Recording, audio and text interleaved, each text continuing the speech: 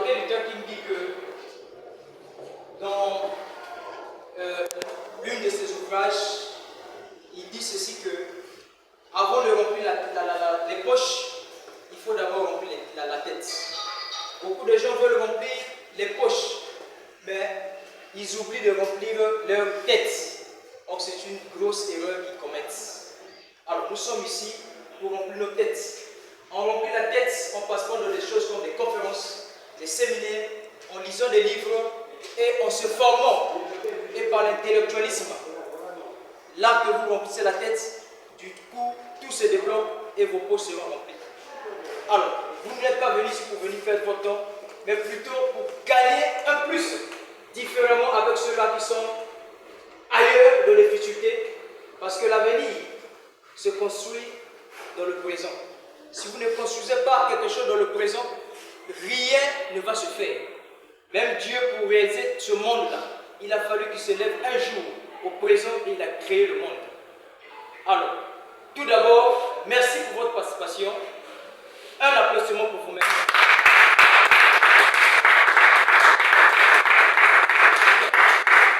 Merci beaucoup. Comme la modératrice a su me présenter, je suis Charlie Combi, coach en développement personnel depuis 5 ans, créateur de contenu sur les réseaux. Alors, nous sommes ici pour apprendre des choses très importantes. Déjà, la conférence est basée sur une thématique très importante.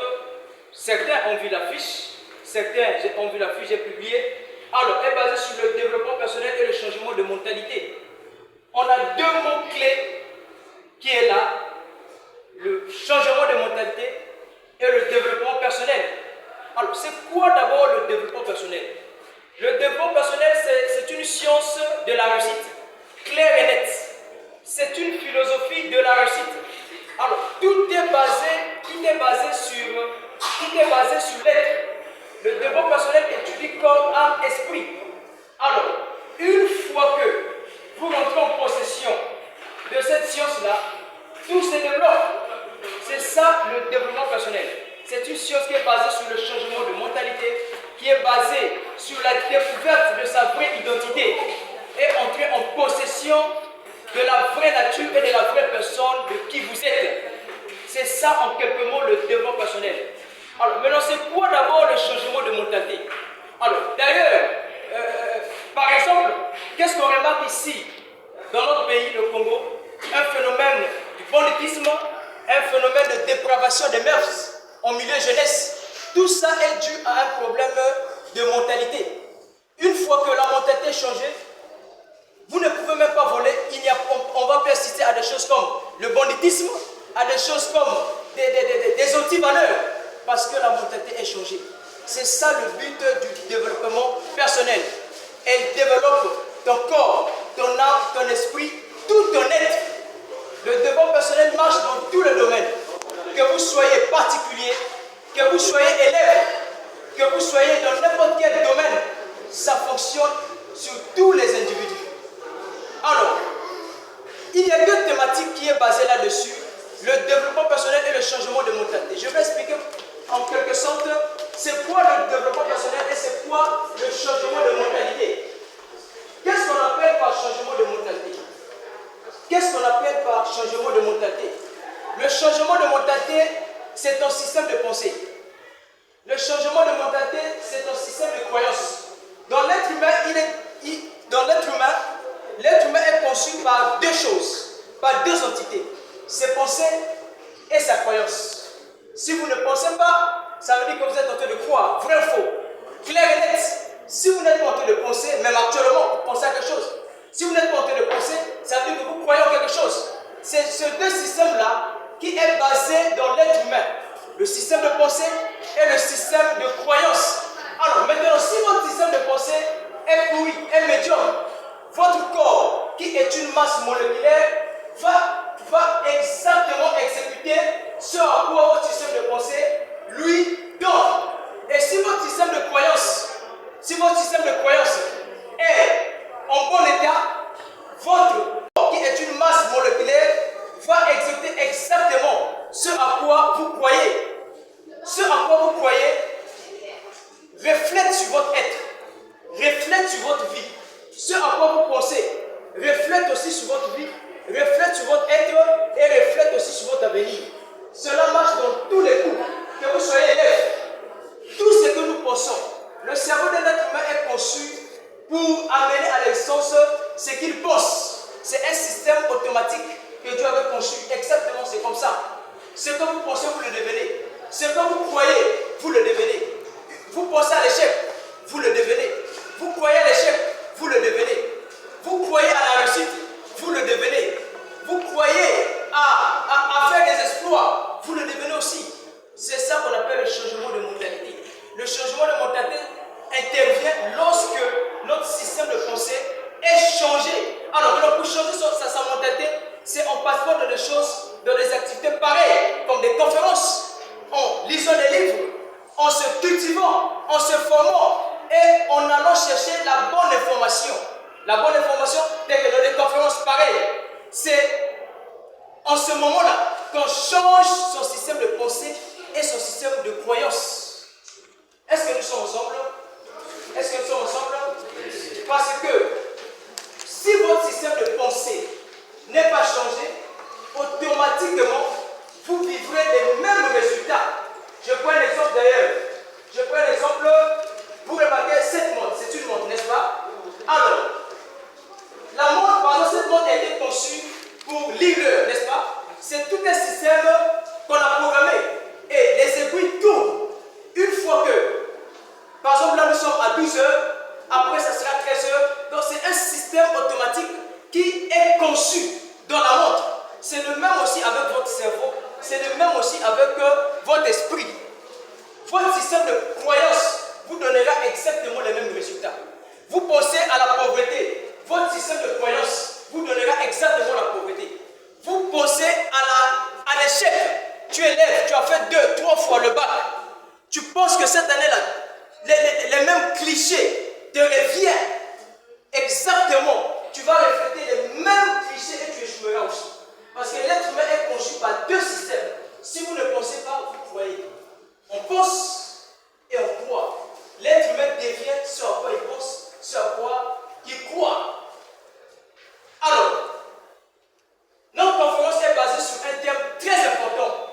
Vous le remarquez ici au tableau. Comment découvrir sa mission de vie et son talent particulier pour générer des richesses. Alors, dans ce thème-là, nous pouvons tirer 2 mots-clés. 2 mots-clés. Nous pouvons tirer 2 mots-clés. Ici, nous avons le premier mot. Nous avons le premier mot ici, mission de vie. Le deuxième mot ici, nous avons ici talent particulier. Alors, ces 2 termes doivent attirer notre attention, nous tous ici présents. Le talent particulier, la mission de vie. Beaucoup de gens pensent que, vous savez, je vais vous dire quelque chose de très important. Le monde dans lequel nous vivons, la terre sur laquelle nous sommes tous en mission. Personne n'est venu sur la terre pour venir accompagner les autres. Il y a de ceux-là, dans leur système de pensée, ils pensent que l'autre est plus meilleur que lui. Ils pensent qu'il ne vaut absolument rien. Une fois que vous avez de telles pensées, automatiquement, ça reflète sur votre vie. Alors, nous sommes tous en mission sur la terre.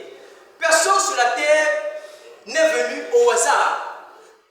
L'être humain sur la terre est en mission pour réaliser une chose très importante, ce à quoi Dieu t'a destiné à faire, à être sur la terre.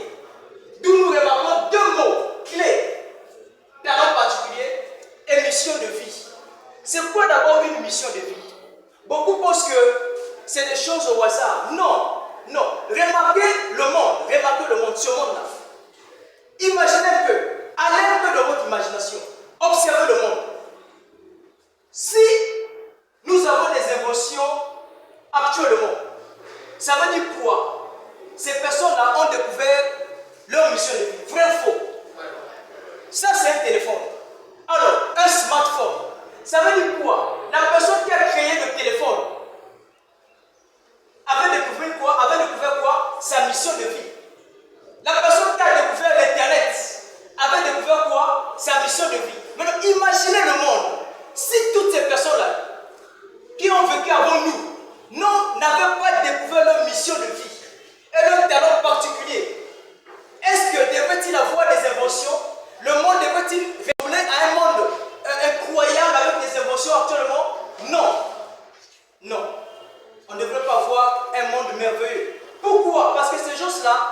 dit, ces os-là se sont levés. Nous sommes en mission, je suis en mission. C'est pour cela que vous remarquez, il y a des émotions. Il y a des émotions. Si vous ne découvrez pas votre mission de vie, vous êtes sur la terre pour accompagner les autres. Cela oblige tout le monde. La première partie qui est ici, nous avons ce que vous aimez. Ce que vous aimez. Ce que vous aimez. Notez-le. Ce que vous aimez. Ici, nous avons une flèche. On va mettre passion. Donc, ta passion, c'est que tu aimes faire. Passion. Nous avons encore une autre flèche ici. Ce pourquoi. Ce pourquoi. Toujours, le pourquoi revient. J'ai dit tout à l'heure que ta mission de vie, c'est le pourquoi de ton existence. Le pourquoi. Ce pourquoi vous êtes. Ce pourquoi vous êtes doué. Ça, c'est la première colonne. Donc, ici, nous avons passion. Notre passion. Ici, nous avons ce pourquoi vous êtes doué. Ce pourquoi vous êtes doué. On va encadrer ça. Et en bas, nous avons profession. Je vais expliquer en long et en large la thématique de ce schéma. Nous avons ici profession. Donc, le Ikigai veut dire mission de vie, ta mission de vie. De l'autre côté, ici, nous avons vocation. Ici, nous avons passion.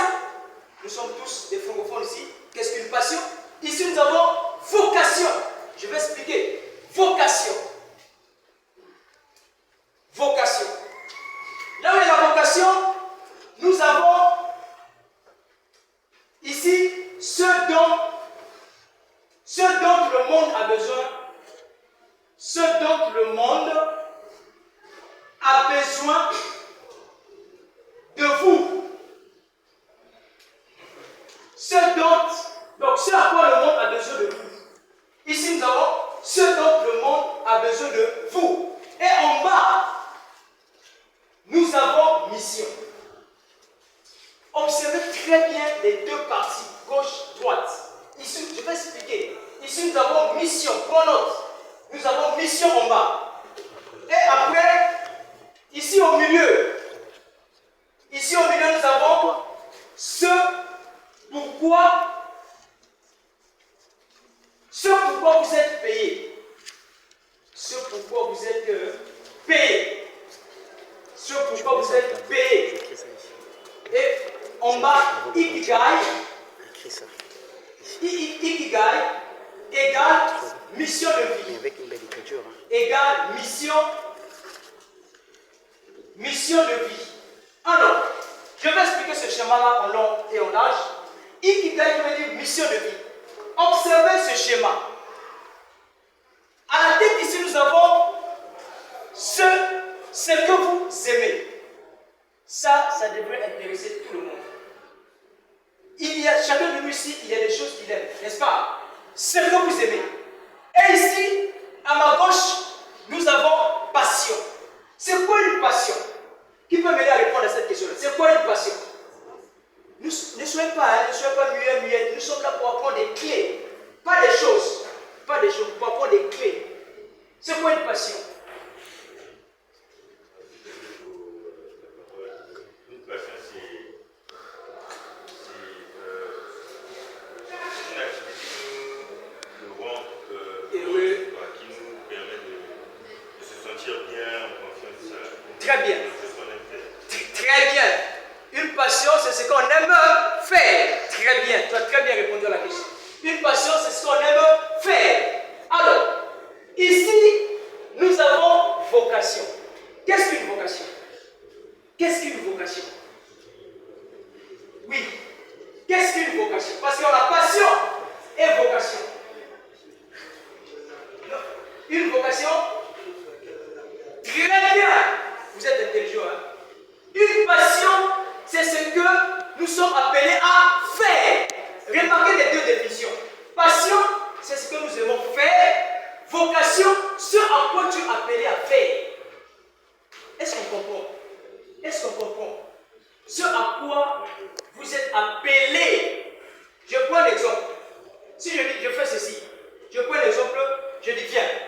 Viens, viens, viens. Viens.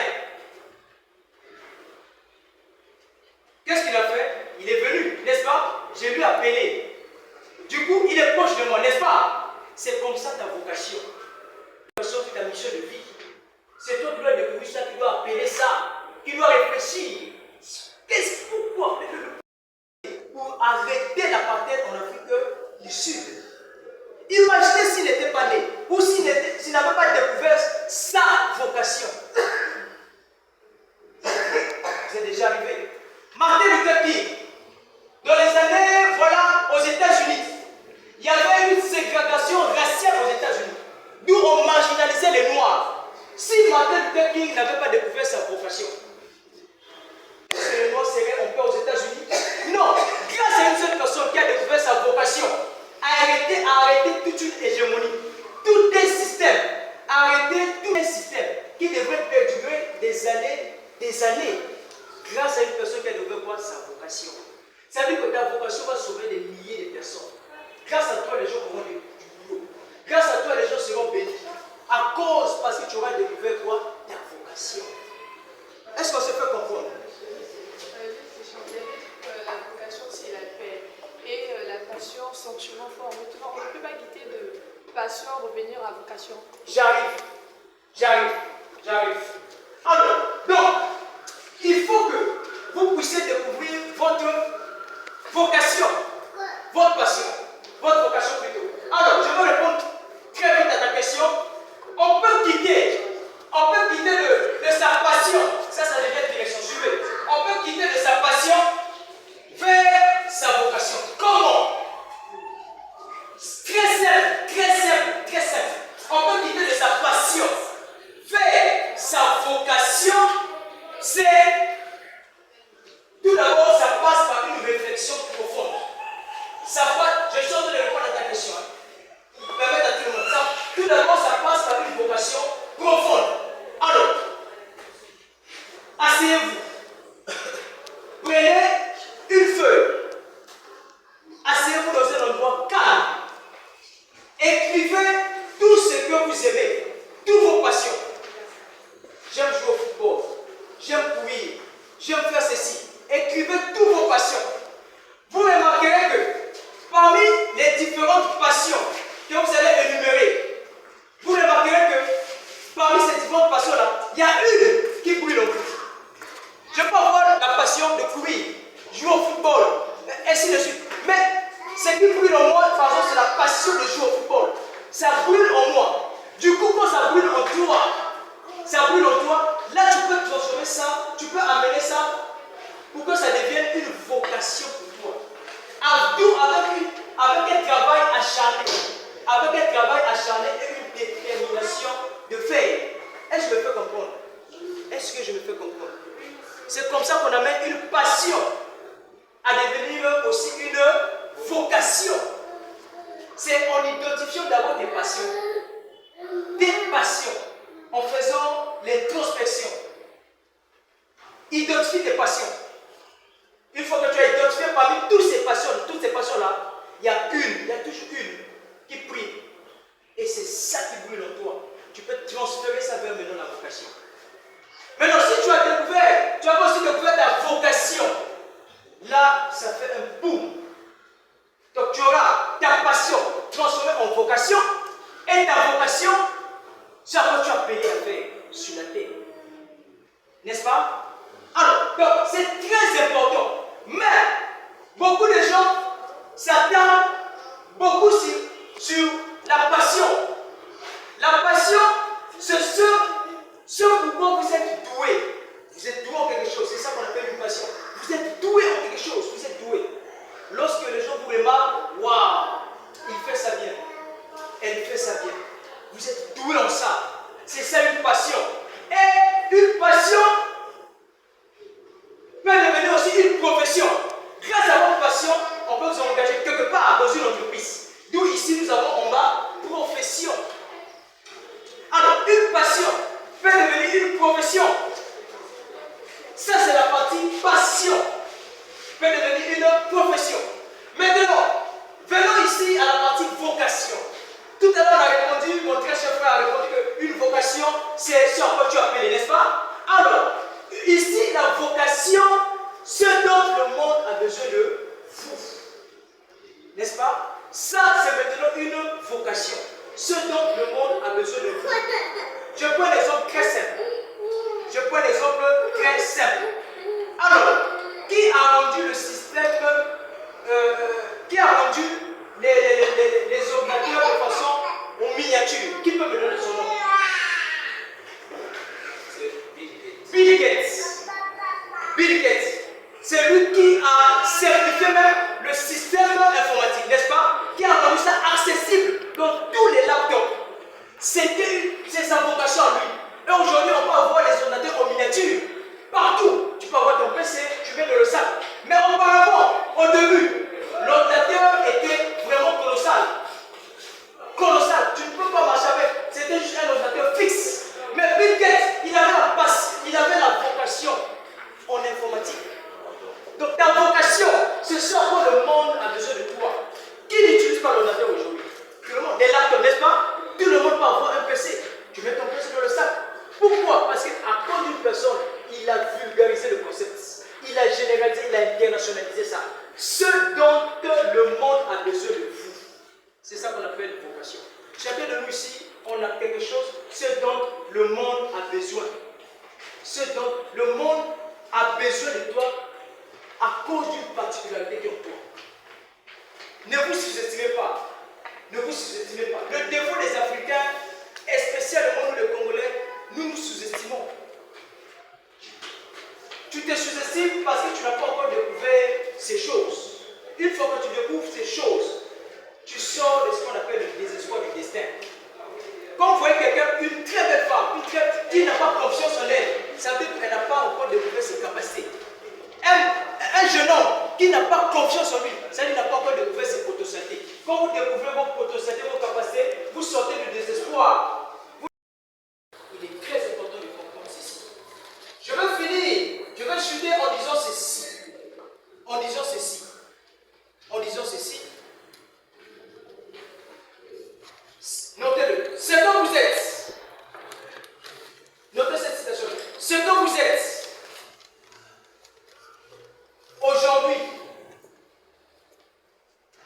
Ce que vous êtes aujourd'hui, notez ça. Ce que vous êtes aujourd'hui. Et ce que vous serez demain. Est le fruit de votre système de pensée et de votre système de croyance. Ce que vous êtes aujourd'hui. Et ce que vous serez demain est le fruit de votre système de pensée et de votre système de croyance. Et aussi le fruit de la découverte de votre vocation. Notez-le. Ce que vous êtes aujourd'hui est le fruit de votre système de pensée et de votre système de croyance. Et aussi le fruit de la découverte de votre vocation. Entre guillemets, mission de vie. Ok? Notez-le, que chacun de nous...